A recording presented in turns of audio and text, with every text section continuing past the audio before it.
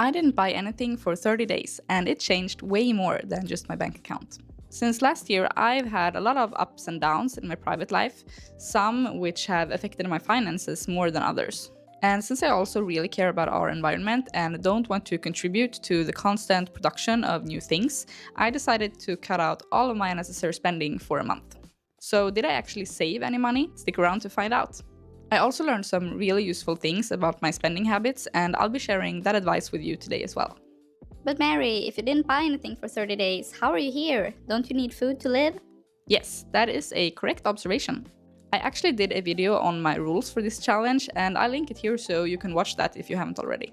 But basically, if I didn't need something to survive, then I wasn't allowed to buy that thing, with a few exceptions. So did I actually stick to my rules? Well, yes, mostly. I don't want to go into too much detail in this video, as I want to focus more on the things that I learned, because I think that's what's going to be the most helpful to you. But let me know if you want a full breakdown of my spending during November, and I'll make sure to post a video about that. And that brings us to lesson number 1, which is if you want to cut down your spending, focus more on experiences rather than things or comfort. And I know it sounds weird. How can you save money by spending money? But hear me out, because it all comes down to your spending habits. So before my No Buy November, I had the habit of ordering takeout every time I felt too tired to cook, or if I just wanted to add a little bit of luxury to my everyday life. But during the challenge, I was only allowed to eat out as opposed to ordering takeout, which I couldn't do quite as often because eating out is more time consuming. But I still did it 2 or 3 times during the month, and you know what I discovered? That I actually like eating out more than I enjoy ordering takeout.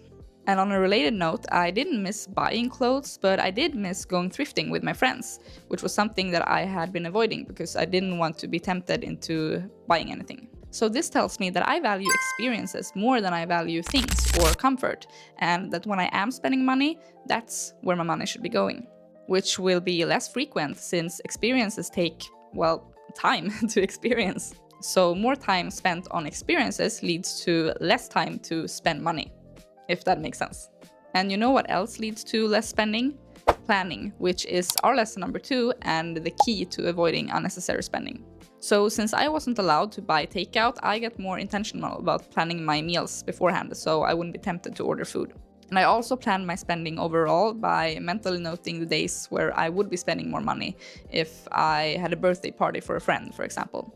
I also have an app that I use to plan my outfits, and I've talked about that app in other videos as well.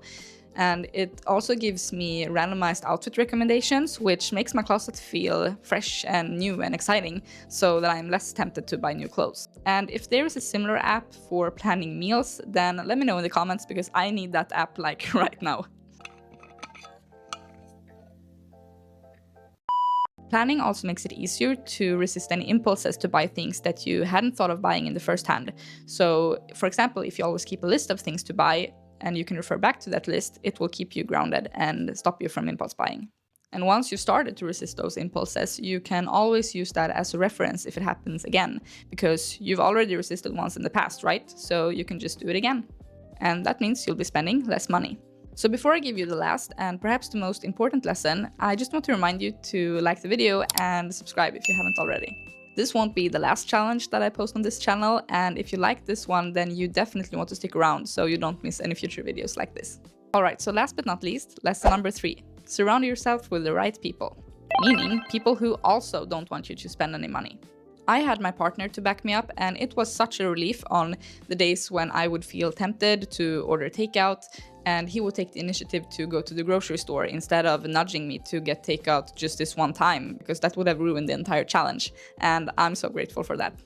And all of my friends were very considerate as well, agreeing to go out to eat at restaurants instead of ordering in. And they were also being very understanding of the fact that I didn't feel like doing certain activities, like going thrifting, for example. And since I posted this challenge on social media, the people that follow me there and that I also saw in real life would stop me to ask how the challenge was going. And I wanted to be honest with them and tell them that it was going well, that I wasn't spending unnecessary money. So that's what I did.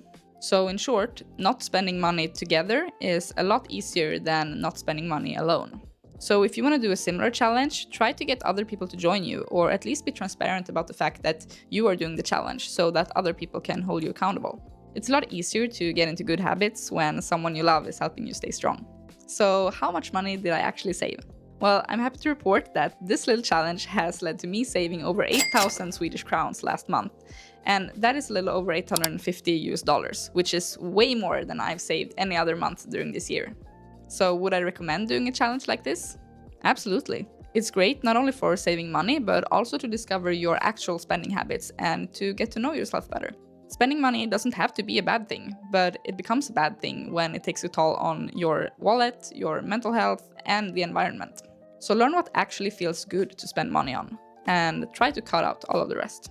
So if you want to save money or just understand your spending habits a little bit better, I definitely recommend doing a challenge like this. And it doesn't even have to be the full 30 days. I think you can learn a lot by doing a shorter version as well. Or if you just want tips on things to stop buying altogether, you can check out this video that I posted about the things that I'm not buying anymore in 2025. And I'm also planning on doing an updated version of that video for 2026, so subscribe to make sure that you don't miss that one. And also let me know in the comments if you want me to do more challenges like this in the future. Alright, that's it for today. Take care and I'll see you soon.